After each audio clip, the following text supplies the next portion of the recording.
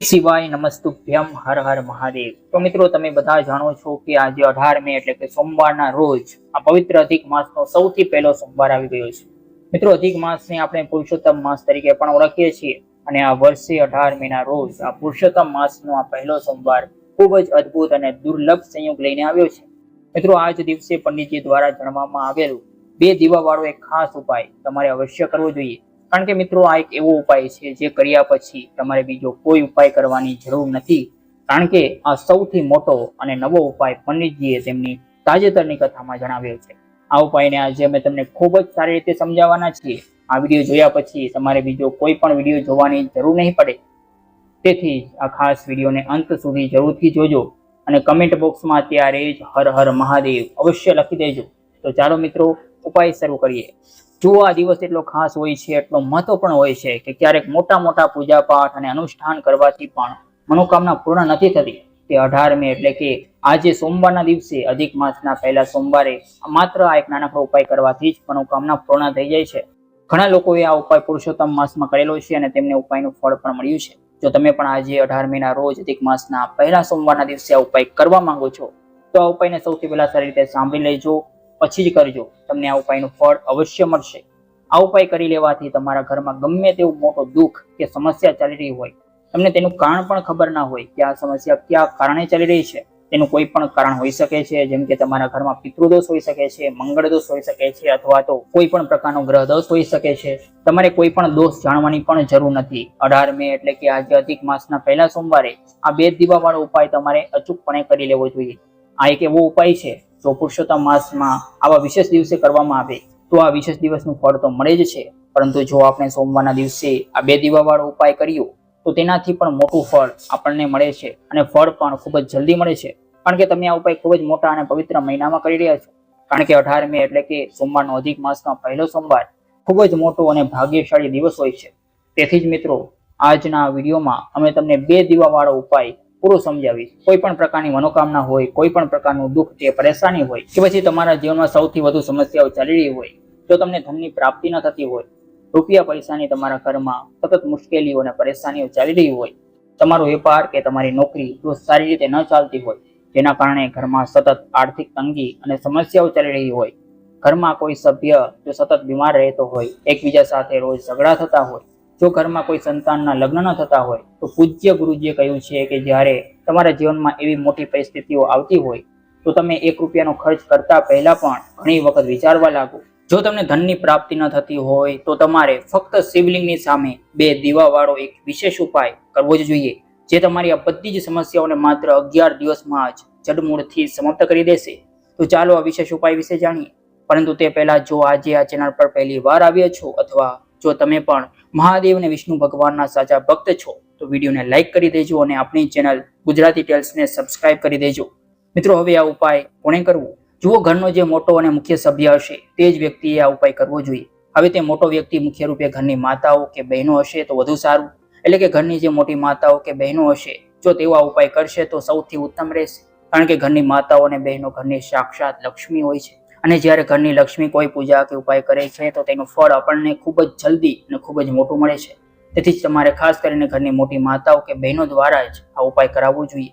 જો કોઈ કારણસર મોટી માતાઓ કે બહેનો ઉપસ્થિત ન હોય તો ઠીક છે, તેની જગ્યાએ ઘરનો કોઈ પણ મોટો પુરુષ વ્યક્તિ પણ આ ઉપાય કરી શકે છે, તેમાં કોઈ જ વાંધો નથી। પરંતુ આ ઉપાય ઘરના બધા સભ્યોએ અલગ અલગ કરવાની જરૂર નથી। ઘરનો કોઈ એક જ સભ્ય જો આ ઉપાય કરશે તો તેના આખા ઘર પરિવારને આ ઉપાયનું સંપૂર્ણ ફળ મળશે અને તમારા જીવનમાં જે પણ પ્રકારની સમસ્યાઓ ચાલી રહી હશે તે ધીમે ધીમે દૂર થવા લાગશે। તો ખાસ ધ્યાન રાખજો, ઘરનો કોઈ એક જ મોટો અને મુખ્ય સભ્ય આ 2 દીવા વાળો ઉપાય કરે।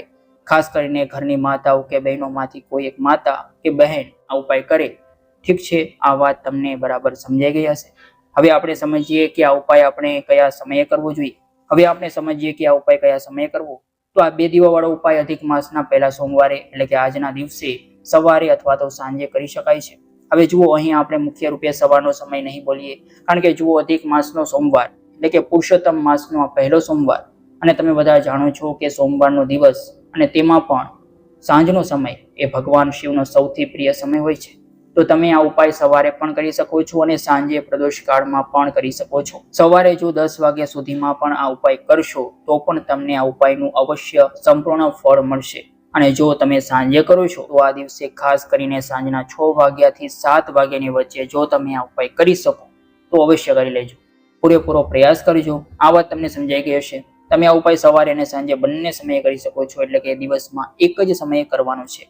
ઘરના કોઈ એક જ મોટા વ્યક્તિ દ્વારા કરવો પડશે, પરંતુ એક જ વખત આ ઉપાય કરવો, એટલે કે દિવસમાં એક જ વખત કરવાનો છે અને એક જ વ્યક્તિ દ્વારા કરવાનો છે. બંને સમયે નથી કરવાનો.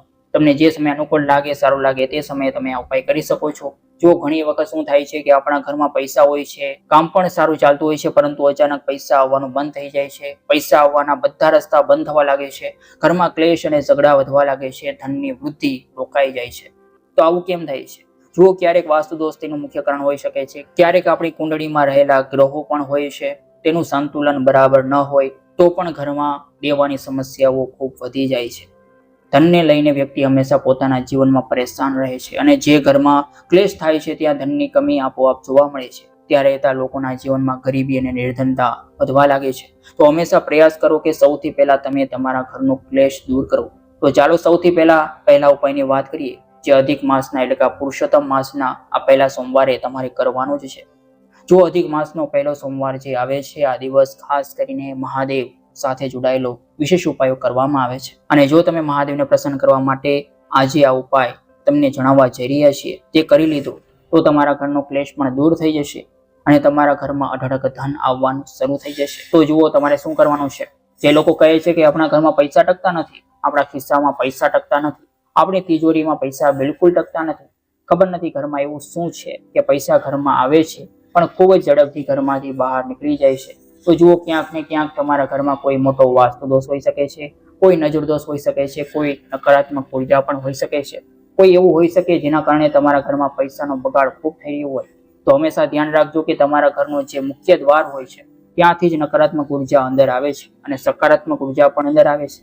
ત્યાંથી જ ઘણા દેવી દેવતાઓ પણ તમારા ઘરમાં પ્રવેશે છે. માતા લક્ષ્મી પણ તમારા ઘરમાં ત્યાંથી જ આવે છે. તો તમારે ઘરનો જે મુખ્ય દ્વાર હોય છે, જેને આપણે મેઇન એન્ટ્રેન્સ કહીએ છીએ, તે તમારા જીવનને સૌથી વધુ પ્રભાવિત કરે છે. એટલે કે મુખ્ય દ્વારથી તમે તમારું આખું નસીબ બદલી શકો છો. તે કેવી રીતે બદલી શકો? તો અધિક માસનો પહેલો સોમવાર ત્યારે તમારે શું કરવું? તો તમારે ઘરના મુખ્ય દ્વાર પર સૌથી પહેલા હળદરથી સુંદર સ્વસ્તિક બનાવવું. તો તમારે તમારા ઘરના મુખ્ય દ્વાર પર સૌથી પહેલા હળદરથી સુંદર સ્વસ્તિક બનાવવું. બંને બાજુ, અંદરની બાજુ પણ અને બહારની બાજુ પણ સ્વસ્તિક બનાવવું. એવું નથી કે ફક્ત બહારની બાજુ જ બનાવવું જોઈએ, બંને બાજુ હળદરથી સ્વસ્તિક બનાવવું.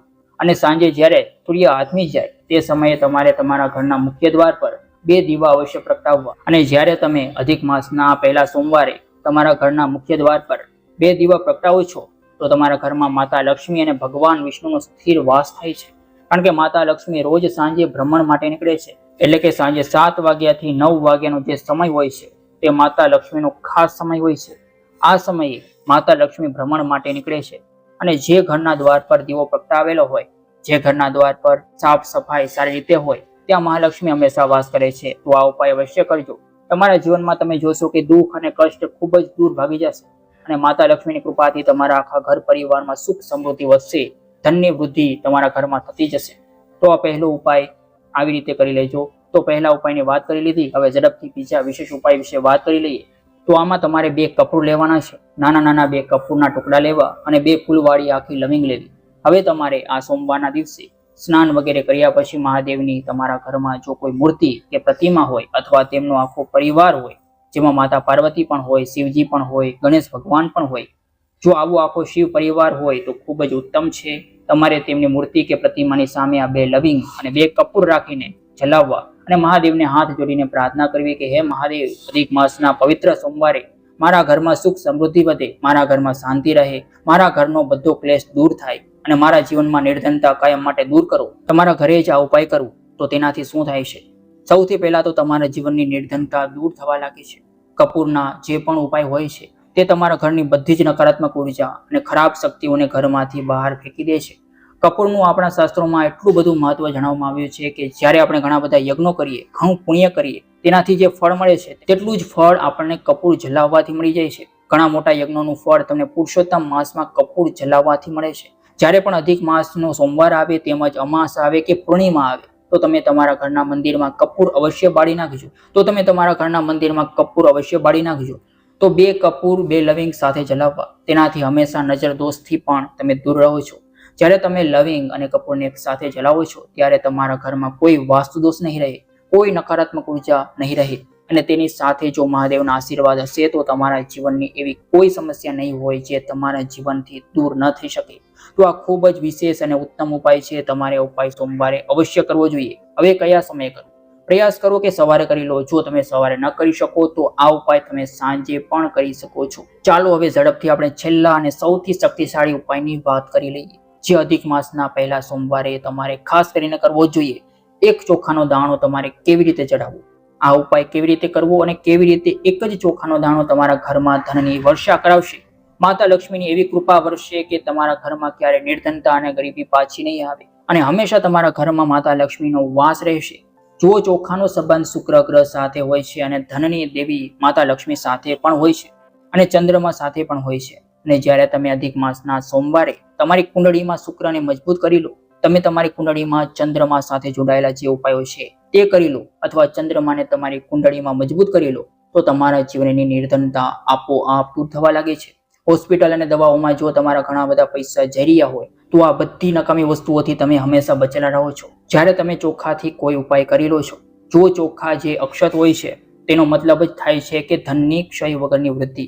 ઘણા દેવી દેવતાઓને આપણે ચોખાનો જ ભોગ ચડાવીએ છીએ. ચોખા વગર તમે જોશો કે આપણી ઘણી બધી પૂજા પાઠ અધૂરી જ હોય છે. કોઈ પણ પૂજા પાઠ કરીએ અક્ષત સૌથી પહેલા લઈએ છીએ. અક્ષત એટલે કે આખો, ક્યાંયથી પણ ફૂટેલો કે તૂટેલો ચોખ્ખો નહીં. હવે તમારે શું કરવું? તમારે 1 ચોખાનો દાણો લેવો, એક જ દાણો, જે ક્યાંયથી પણ તૂટેલો ન હોવો જોઈએ. આ વાતનું ખાસ ધ્યાન રાખવું. આખો ચોખાનો દાણો લેવો, 1 લોટો શુદ્ધ જળ લેવું અને મહાદેવના મંદિરમાં જવું. સૌથી પહેલા 1 લોટો જળ શિવલિંગ પર ચડાવી દેવું.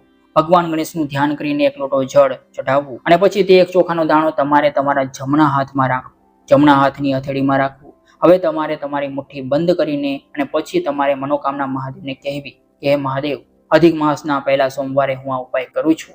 મારા જીવનમાં મોટી સમસ્યાઓ છે, મારા ઘરમાં ધનની ખૂબ કમી છે, અથવા મારા પર કોઈ મોટું દેવું થઈ ગયું છે, અથવા મારી પાસે પૈસા તો આવે છે પણ મારા પૈસા ઘરમાં ટકતા નથી. ઘરનો આ વ્યક્તિ છે જેનું સ્વાસ્થ્ય બિલકુલ બરાબર નથી રહેતું.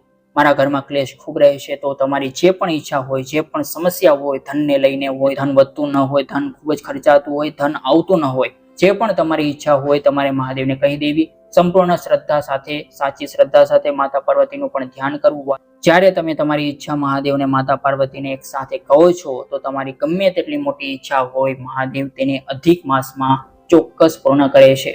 જ્યારે તમે તમારી ઈચ્છા કહી દો તે પછી તે ચોખાનો દાણો જે તમે તમારી મુઠ્ઠીમાં બંધ કરેલો છે તેને તમારી શિવલિંગ પર અર્પણ કરી દેવું, ચઢાવી દેવું અને બસ તમારો આ ચમત્કારિક ઉપાય અહીં પૂર્ણ થાય છે. તો જુઓ, પવિત્ર અધિક માસનો પહેલો સોમવાર જ્યારે પણ આવે, એટલે કે આજે 18 મેના દિવસે આ ઉપાય તમે ચૂક્યા વગર કરી લેજો. તમને જે પણ તમારા જીવનમાં જોઈએ તે તમે મહાદેવ પાસે માંગી જુઓ.